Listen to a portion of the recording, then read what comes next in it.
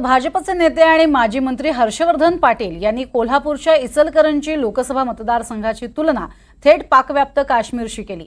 धैर्यशील माने यांनी पाकव्याप्त काश्मीरसारख्या इचलकरंजीमधनं विजयाचा दिवा लावला असं वादग्रस्त विधान सांगलीच्या वाळवामध्ये त्यांनी केलं। क्रांतीवीर नागनाथ अण्णा नायकवाडी यांच्या जयंती समारंभात ते बोलत होते।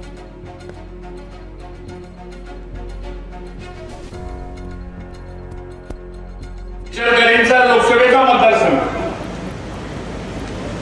तसा पाहिला तर पाक व्याप्त काश्मीर असं म्हणायला पाहिजे तो,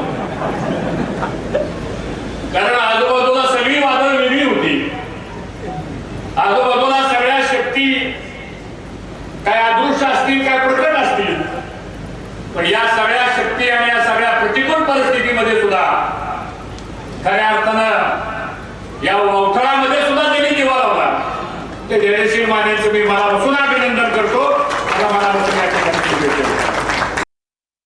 दरम्यान हर्षवर्धन पाटील यांच्या भूमिकेवरती अंबादास दानवेंनी सुद्धा प्रतिक्रिया दिलेली होती, तीही पाहूयात। इतके दिवस पाकिस्तान चालत होता का? पाकिस्तानमध्ये तुम्हीच फिरत होते आणि मला असं वाटतं भारतीय जनता पार्टीच्या लोकांना जातीवाद निश्चित असं जर कंगना राणावत काय म्हटली होती जरा मुंबईला, तिथं तुमची खासदार झाली। आता मुंबईमध्ये आल्यावर मला पाक व्याप्त काश्मीरमध्ये आल्यासारखं पाकिस्तानमध्ये आल्यासारखं वाटतं। ही तुमची खासदार आहे।